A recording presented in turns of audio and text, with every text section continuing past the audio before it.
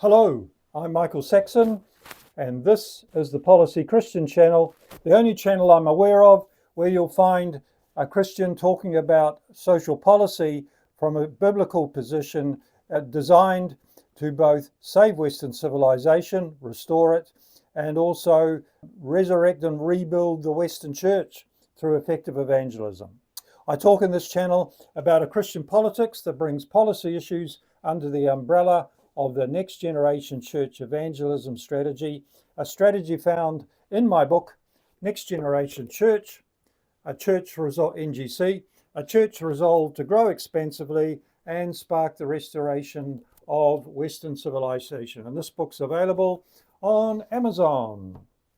So this, my 12th vlog, we will be looking at what I call the elephants in the evangelical Western world church room.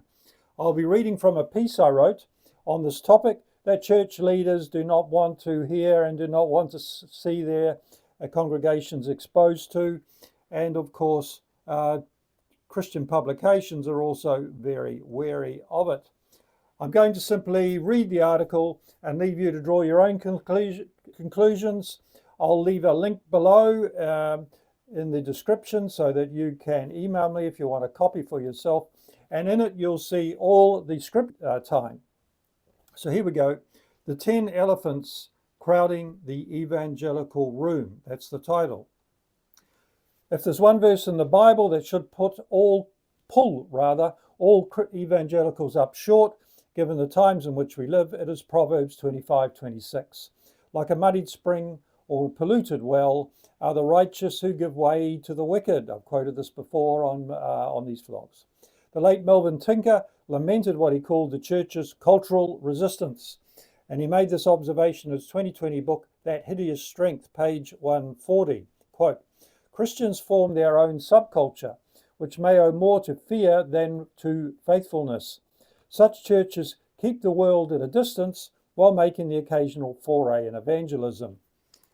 If a more muscular evangelical church is to rise up with authority and nobility in the Western world, it cannot allow its culture, its weak position, or the hostile environment around it hamstring its willingness to expose the evil afflicting our unsaved neighbours.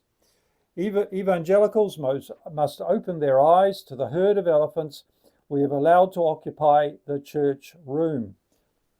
These are those unstated barriers compromising our witness, effectiveness, and role in Western societies.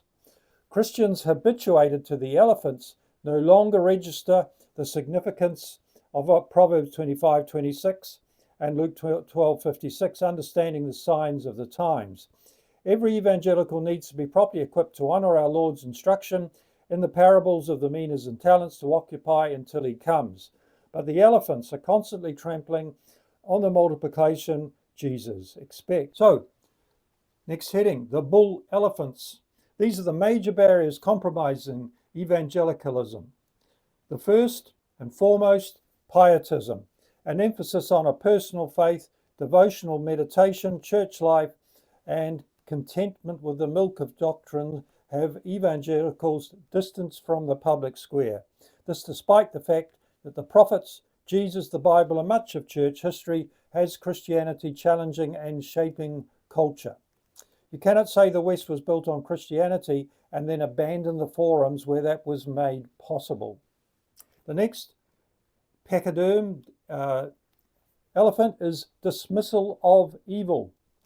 The scope of all the evils being done to our neighbour as it presents itself in the contemporary West is mostly ignored or reduced to a small set of moral issues because pietism has robbed Christians of their reverential awe for God, sapped leaders of the will to face evil, and eschewed challenging public policy, causing evil as God defines it.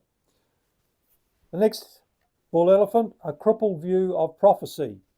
As the late Dr. R.C. Sproul explained, the church's prophetic role is forth-telling, speaking to our culture about what it is doing contrary to God's precepts and how things should be put right. Evangelicals rightly reject foretelling, but disdain their legitimate forth-telling, forgetting They are custodians, reconciliators, and ambassadors for God's whole counsel. Next, leadership is missing in action. A leader renaissance is necessary.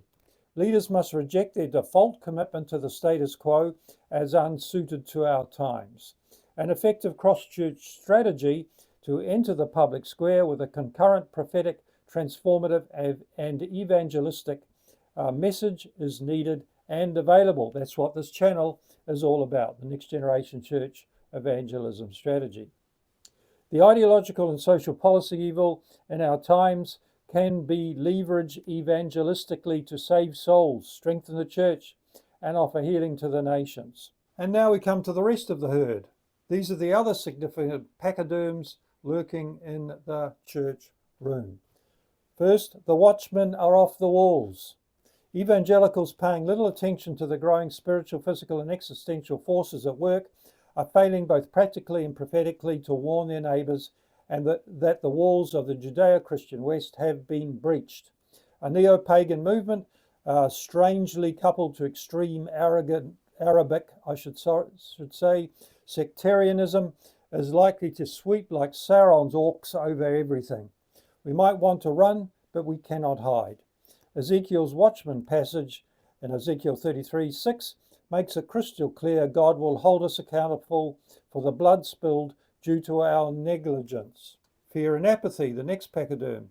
Both leaders and laity are too comfortable to face change and afraid of confrontation. C.H. Spurgeon foresaw the church would no longer challenge society when its own condition was pitiably weak. And that's in Backhouse, 1996, Spurgeon on Revival, page 17. Wilberforce observed, evil will always better the good when the extended efficacy of a religious example is missing. And that's from A Practical View of Christianity, written in 1790 speaking. Next pachyderm, a debilitating culture. The standardized practices of worship and sermons dominating church gatherings encourage stasis and resistance to change. More diverse and effective methods for involving, equipping, encouraging, blessing, and empowering the priesthood of believers go begging. Paul's instructions in Corinthians, 1 Corinthians 14:26-33, has been replaced with debilitating regimentation. Next we have diluted exegesis. Pietistic inaction to the condition of society is understandable when Romans 13:1-4 on government and Romans 12:1-2 on personal transformation are poorly exegeted. In fact, eisegesis prevails. Christians read subservience to the state into these passages. Evangelicals demurely accede to secular governments who long since abandoned being God's servant for good and now deliberately do just about everything God hates. Next one, caged truth. An exaggerated piety divorces doctrine and the full import of Jesus as Lord from our times. Luke 12:56. And the implications of various other passages fade away, and Christian maturity needed for our times goes begging. A lost priesthood. This is the last one. Failure to grasp the significance of Ephesians 4:11-13 and other passages mentioned here has robbed the church of its priesthood of believers, leaving them satisfied with the social margins of meaning, assuming that various Psalms 1:1-3, 18:91 and 149 cannot apply to them. Brittleness and insecurity follow, prohibiting open debate, critical analysis, and robbing engagement with the culture. A way forward.